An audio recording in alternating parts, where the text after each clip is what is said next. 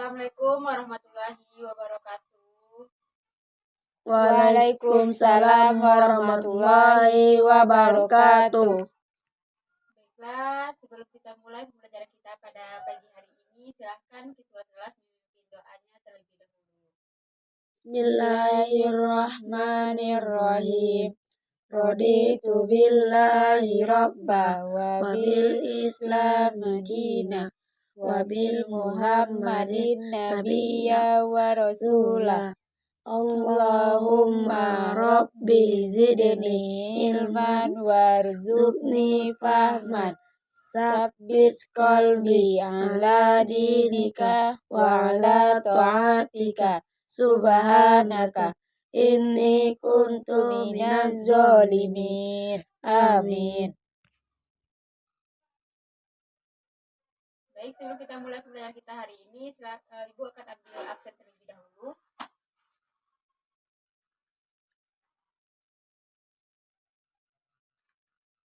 Rafli. Hadir, Bu. Rizky. Hadir, Bu. Rindu. Hadir, Bu. Baik, kayaknya seperti satu orang yang tidak hadir. Baiklah, kita lanjut kepada materi kita hari ini, yaitu tentang kurban. Sebelum kita lanjut pada materi kita hari ini, kita akan mengulas materi kita sebelumnya, yaitu tentang syirik. Siapa yang tahu apa itu syirik? Yang ingat pada materi kita sebelumnya? Tidak ada yang tahu. Nah, syirik itu adalah perbuatan yang tercela yang tidak harus kita miliki, karena itu perbuatan yaitu menyekutukan Allah dengan sesuatu hal, sesuatu apapun. Nah, sekarang pembahasan kita yaitu tentang kurban.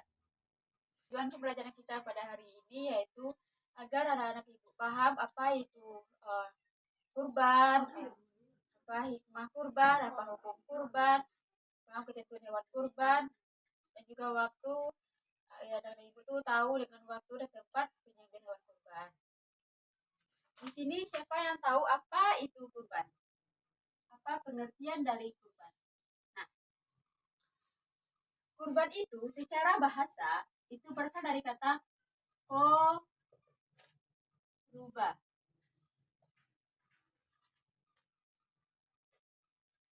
Nah, koruba itu artinya yaitu dekat.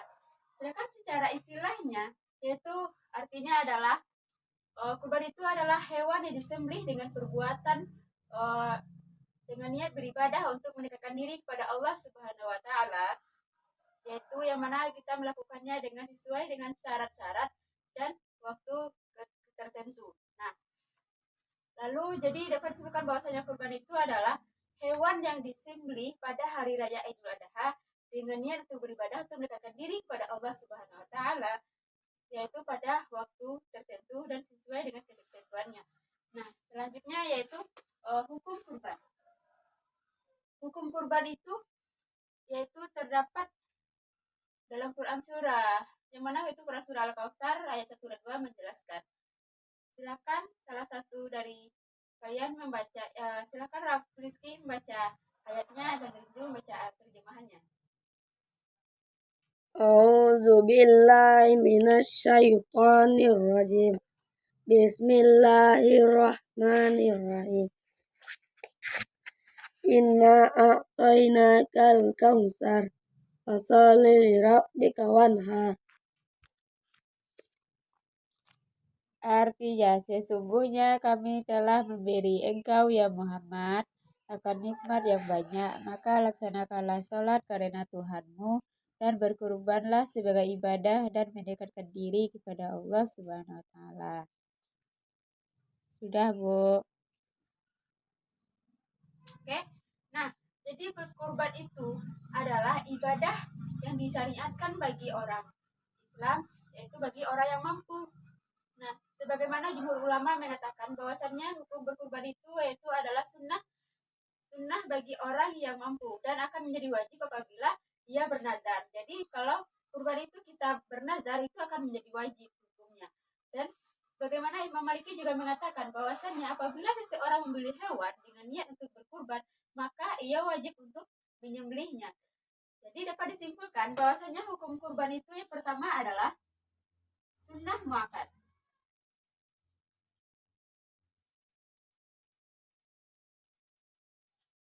Nah, sunnah muakkad ini yaitu berlaku untuk bagi orang yang mampu. Dan yang kedua itu wajib. Hukum kurban itu wajib yang keduanya. Nah, wajib di sini maksudnya itu apabila contohnya seperti ini kan. Misalnya seorang ibu itu sakit terlalu parah, jadi karena sudah sakit terlalu lama dan parah sekitar hampir bertahun-tahun sakitnya, jadi dia mengatakan begini, jika saya sembuh ya Allah, saya akan berkurban satu ekor kambing nanti di hari raya Idul Adha. Maka kemudian setelah itu dia sehat, maka ia wajib untuk berkurban. Jadi hukum kurban orang tersebut yaitu adalah wajib karena dia bernazar. Nah, itu disebut dengan hukum kurban yang wajib ini.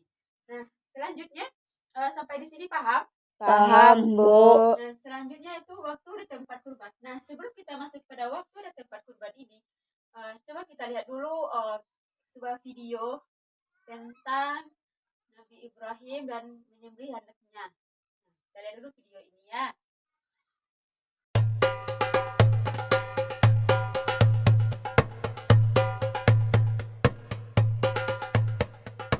Nabi Ibrahim mempunyai 2 istri. Istri pertama bernama Sarah dan istri kedua bernama Hajar. Sarah melahirkan seorang anak laki-laki yang dinamakan Ishak dan Hajar melahirkan anak laki-laki juga yang bernama Ismail. Sarah merasa kurang senang hidup bersama Hajar. Berkali-kali ia meminta kepada suaminya agar Hajar dan anaknya dipindahkan ke tempat lain. Akan tetapi, Nabi Ibrahim tidak segera menurutinya. Barulah setelah menerima perintah dari Allah, Nabi Ibrahim mengajak Hajar dan Ismail pindah ke Mekah. Ismail yang masih menyusu pada waktu itu terpaksa harus mengikuti kedua orang tuanya menempuh perjalanan yang begitu jauh dan melelahkan. Hajar dan Ismail ditempatkan di daerah padang pasir yang tandus, sunyi, dan terik matahari yang menyengat kulit. Tak ada seorang pun di sana kecuali mereka berdua. Setelah beberapa tahun Nabi Ibrahim alaihissalam meninggalkan anak dan istrinya itu, ia pun merasa rindu. Beberapa kali ia mengirim utusan untuk melihat keadaan anak dan istrinya itu. Dan ketika utusannya mengatakan bahwa anak dan istrinya dalam keadaan yang baik-baik saja, Nabi Ibrahim pun merasa lega. Ternyata kehidupan istri dan anaknya itu diberi serba kecukupan oleh Allah Subhanahu wa Ta'ala. Hajar dan Ismail dianggap sebagai pemilik dan pemimpin di Mekah, karena mereka berdualah yang pertama kali menetap dan bertempat tinggal di sana. Demikianlah Nabi Ibrahim tidak dapat menahan kerinduannya. Ia pun berangkat ke Mekah dan bertemu dengan Hajar dan Ismail di padang Arafah.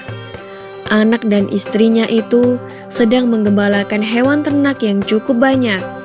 Dalam perjalanan pulang ke Mekah, setelah menggembalakan ternak, mereka beristirahat di Musdalifah karena kelelahan dan akhirnya tertidur.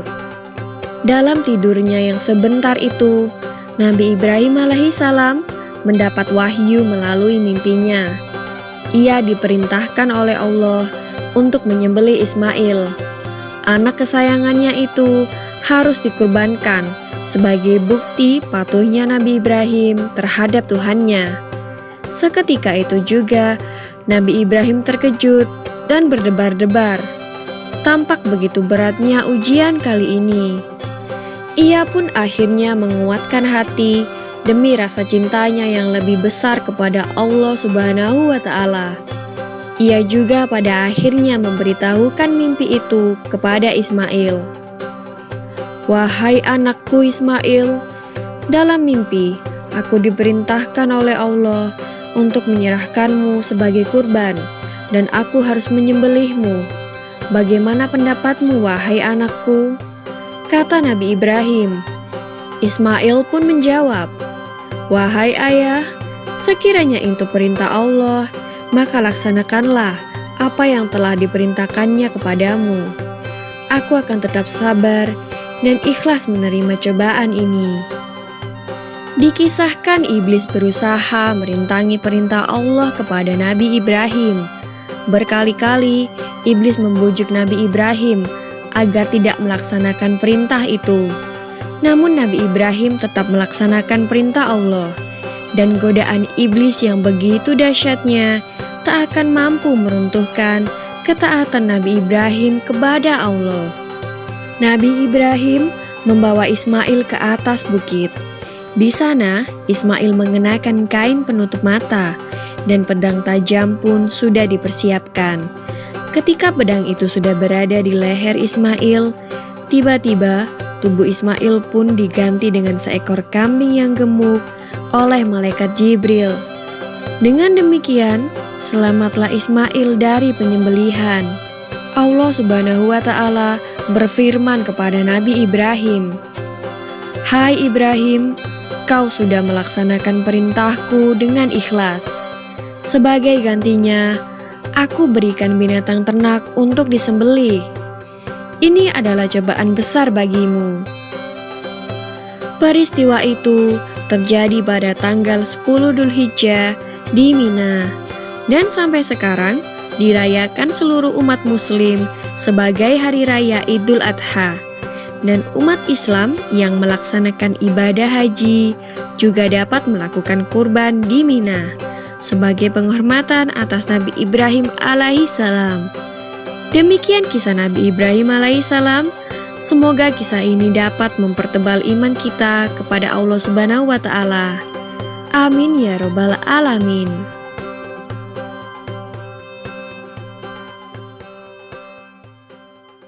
Nah, dalam video tersebut yaitu dikatakan bahwasannya dalam kejadian itu yaitu bahwasanya jatuhnya hari raya Idul Adha itu yaitu pada tanggal 10 Zulhijjah. Makanya setiap tahun kita itu melaksanakan hari raya Idul Adha atau hari raya kurban yaitu pada tanggal 10 Zulhijjah. Jadi untuk waktu pelaksanaan kurban itu yaitu setelah selesai sholat Idul Adha pada tanggal 10 Zulhijjah sampai terbenamnya matahari pada tanggal 10 Zulhijjah sampai dengan pada tanggal hari-hari tasyrik yaitu pada tanggal 11, 12, dan 13 Zulhijjah. Itu pada sampai terbenamnya matahari. Jika kita melaksanakan kurban setelah tanggal tersebut yaitu pada tanggal 14, nah itu hitungnya tidak kurban lagi. Itu untuknya adalah sedekah.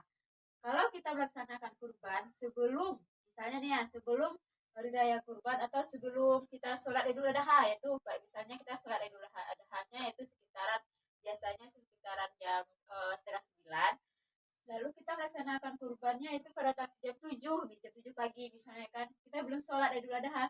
Nah di situ itu pun masih dikatakan kategori sedekah, belum kategori kurban.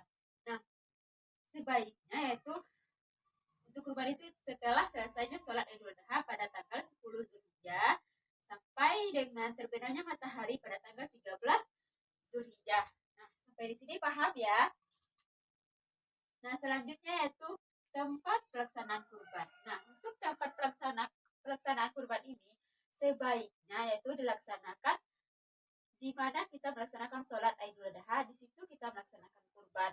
Karena itu adalah sebagai bentuk sarana untuk syiar Islam. Nah, tempatnya paham ya? Nah, selanjutnya yaitu ketentuan hewan kurban. Nah, untuk ketentuan hewan kurban ini, hewan yang dikurbankan adalah hewan ternak, yaitu sebagaimana firman Allah dalam surah Al-Hajj ayat 34. Nah, silahkan dibacakan ayatnya oleh Ridho dan artinya oleh Rizky. Nah, silahkan.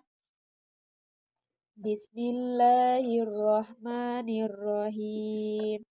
Walikulli ummatin ja'alna mansakan liyadhkuru ismallahi ala ma razaqahum min bahimatil an'am.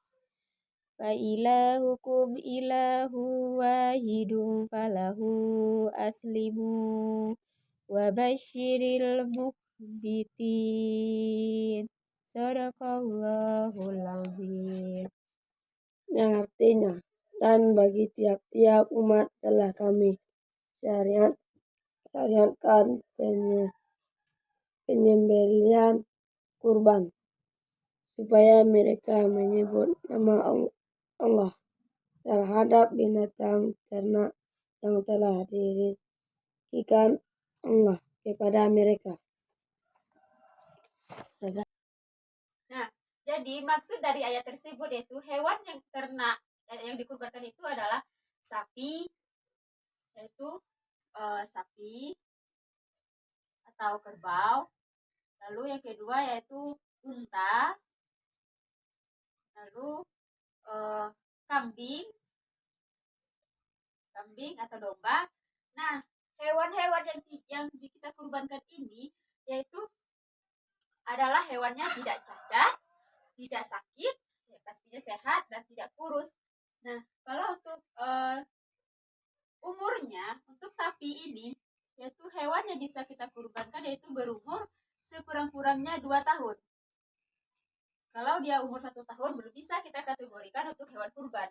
Dan selanjutnya yaitu untuk unta, yaitu umurnya sekurang-kurangnya 5 tahun. Dan selanjutnya untuk kambing, yaitu umurnya sekurang-kurangnya yaitu 1 tahun. Kambing atau domba itu umurnya sekurang-kurangnya 1 tahun. Jika dia berumur belum mencukupi 1 tahun itu tidak bisa kita kategorikan sebagai hewan kurban, karena untuk hewan kurban itu yaitu harus cukup umur, yaitu kalau sapi 2 tahun, unta 5 tahun, kambing atau domba 1 tahun, gitu kan. Nah, untuk kita tuh hewan kurban ini paham ya? Paham, Bu. Selanjutnya kita masuk kepada hikmah kurban. Nah, hikmah kurban yaitu secara umumnya hikmahnya adalah untuk mendekatkan diri kita kepada Allah Subhanahu wa taala, dan yang kedua yaitu menghapus dosa, dan yang ketiga yaitu mewujudkan sifat rasa murah hati, dan yang keempat yaitu mewujudkan rasa solidaritas kita yang tinggi. Nah, atau rasa kepedulian sosial. Nah, jadi hikmah secara umumnya yaitu, namun hikmah ini yaitu berbagi pula. Kalau untuk orang yang berkurban, nah orang berkurban hikmahnya yaitu menambah kecintaan kepada Allah Subhanahu wa taala, menambah keimanan ketakwaan kepada Allah Subhanahu wa taala, menunjukkan rasa syukur kepada Allah Subhanahu wa taala, dan menunjukkan tolong menolong, kasih mengasihi, dan rasa solidaritas. Lalu bagi orang yang penerima daging kurban, yaitu penerima dagingnya, hikmahnya juga ada. Penerima daging, hikmahnya yaitu menambah keimanan dan ketakwaan kepada Allah Subhanahu wa taala, dan bertambah semangat dalam hidupnya. Sementara hikmahnya kurban ini tidak bagi kepentingan umum, bagi umum, yaitu hikmahnya yaitu memperkokoh tali persaudaraan, karena ibadah kurban itu melibatkan semua lapisan masyarakat. Lalu yang kedua yaitu menumbuhkan dan meningkatkan kesadaran beragama baik orang yang mampu maupun orang yang kurang mampu. Nah, jadi kurban ini yaitu sangat banyak sekali manfaatnya bagi orang berkurban, bagi orang pemilik yang menerima daging kurban, bagi orang yang umum, itu sangat banyak sekali manfaatnya. Jadi dapat disimpulkan bahwasannya kita itu dianjurkan untuk berkurban karena begitu banyak sekali manfaatnya. Nah, sampai di sini paham ya? Selanjutnya, kalau sudah paham, Ibu akan memberikan tugas dan juga tugas pribadi dan tugas kelompok. Untuk kelompok silakan kita bagi saja 2 kelompok. Untuk Rindu dan Rizky itu tugasnya bikin peta konsep seperti tentang hukum berkurban serta waktu pelaksanaan menyembelih kurban. Dan untuk kelompok itu kelompok 1 ya. Untuk kelompok 2 Rafli ya, dan jaga rahasia, nanti kan dia tidak hadir tuh. Nah, itu tugasnya yaitu ketentuan hewan kurban dan hikmah kurban, itu bikin peta konsepnya. Nah, tugas dikumpul minggu depan, dan untuk tugas pribadi yaitu kerjakan kompetensi di buku paket itu yang bagian terakhir halaman 64. Nah, kerjakan kompetensi itu dan dikumpulkan juga minggu depan. Jadi tugasnya ada dua, itu tugas kelompok dan tugas pribadi. Nah, nanti tugas itu dikumpulkan dan dipresentasikan ke depan ya. Oke, kita akhiri pelajaran kita pada hari ini. Ibu simpulkan dulu bahwasanya kurban itu yaitu perbuatan yang baik untuk mendekatkan diri kepada Allah Subhanahu wa taala, dan manfaatnya juga banyak. Nah, bagi orang yang berkurban, bagi orang penerima daging kurban, bagi kepentingan umum, bagi masyarakat, itu sangat banyak sekali manfaatnya. Jadi dianjurkan untuk kita berkurban. Nah, baiklah, sampai di sini Ibu akhiri dengan mengucapkan alhamdulillahirabbil alamin. Wassalamualaikum warahmatullahi wabarakatuh. Waalaikumsalam warahmatullahi wabarakatuh.